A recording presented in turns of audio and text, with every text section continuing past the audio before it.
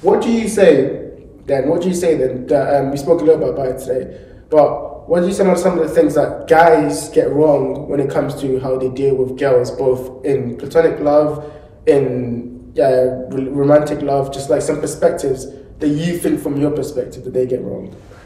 Oh. And I'm not saying this has to be right, because I know it's from your perspective, but something you've seen, how guys like maybe miscommunicate something, maybe. Oh, okay, you know what? I got something. Go on. This is guys always misunderstand. See, when a girl is being like a nice to you, right? She is choosing to be nice to you. It's not because of you. What happens is they take it to the ego. She's like, you know, she likes she's a baddie and she's all over you. So what does that make? She can take that like this. Yeah. She can take that like this. Yeah, she can just like be completely cold. Yeah. And sometimes she's being caring because she's a caring person, not necessarily because you are all this. And I feel like people don't, that's why a lot of men don't appreciate what they have until they lose and they realize, oh, she was actually doing a lot for me. And the other thing, so sadly, motherly, anything like a mother figure is always looked down on, right? And in a relationship, the women, not always, but they tend to take that role a little bit where they end up caring for someone and it becomes very unvalued. It's expected. Women are supposed to take care of me. They're supposed to feed me. They're not supposed to. It's always once it's gone, you realize, you know, the value of it's not their duty. So yeah, let your girlfriends be girlfriends and let your mum be your mum. And you grow up. I love that. I was like, I came from a place of truth. Like, I love that. Honestly though. 100%. Oh my gosh, you've been doing this. Are you looking for a maid? Like, real question. No, 100% agree with you. 100% agree with you. Yeah. And I think I mean, it works both ways, but especially you see guys fall into a trap of letting their girlfriend be their mums, and it's like, what are you doing? You're ruining what you have because they fall into that, it's like what you said, you don't realize what you have until it's gone. Yeah. And really you fall into things that are good, you don't value it, and you don't value it in the moment, you know, until only after you go fuck's sake, what did I do? Yeah. Another question. What some of the stuff do you think girls get wrong about relationships? We've talked about guys. Yeah. What the other side? What are some of the stuff that girls get wrong about relationships? About relationships. Or misunderstand about love. What love is, how to gain love, or how should they feel about love within themselves? Just all that whole topic, but from a female perspective, women's perspective. I think something we misunderstand is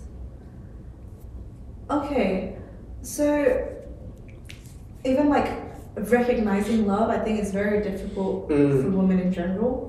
It's because it's hard to tell the intention. It's not just the action. People can do stuff for you and they might not have the best intention for you. Yeah. So I think it's very hard for us to differentiate the differentiating lust and love as well. Especially if the person is experienced in acting like they can love someone, right? And I've seen this so many times where people know that they're doing that. And I think it's very hard for us to differentiate the intention. So I don't know. I don't have What advice would you give to someone that's dealing with someone like that who they're not sure about their intentions? How would they go about determining if they actually care about them or if it's just lust? Well, if you're actually really confused if it's lust, I would say don't have sex, don't get physical, don't do any of that. If that person, if you can even have a conversation. What do you guys connect on?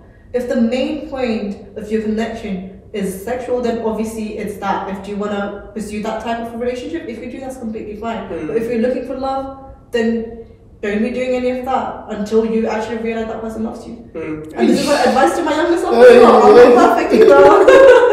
It's very hard for us because life happens so fast here. It's just boom, boom, boom, boom, and your decisions and your intentions and everything just gets So it's to really pass it out, but actually this is what I am, this is who I am, this is what I want. it takes us messing up a few times, I think. Yeah, People. That's literally how you learn. And even if you like I said, okay, don't get involved like that, but a person could just be patient. They could be waiting 2 years to get. You don't know. That's crazy. You don't know. That's why you gotta use your intuition. 2 years? That's mad. You don't know. I've seen a lot of different characters where you never know. You never know. That's kind of crazy. Okay. Fair enough. Okay. To button up that point, what would you say is the role of love, just as in our existence? What do you think the role of love plays in how we are as people in the human experience? Love is what makes us human. What's the difference between another animal and us? Is the fact that we can have compassion for people, we can love people. That's literally what makes us human. So it's really sad that we now live in this world, that we're so disconnected from each other, that you got in London. This was such a shock for me. So I grew up in Surrey. People there are a lot more. It's a smaller town, a lot more friendlier. If I go out on a walk, I can say, "Hey, you're right. Good morning. How are you?" I can say that. When I came to London, I don't chat to me. I didn't know that.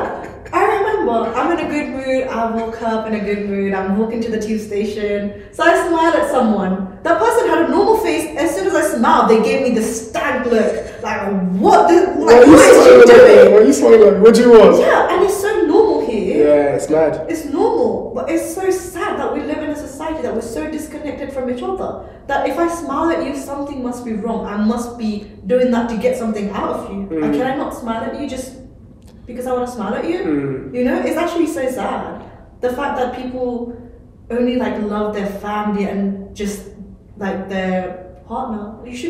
Love should be for everything, you know? 100%. Do you have hope for the future then with that happening?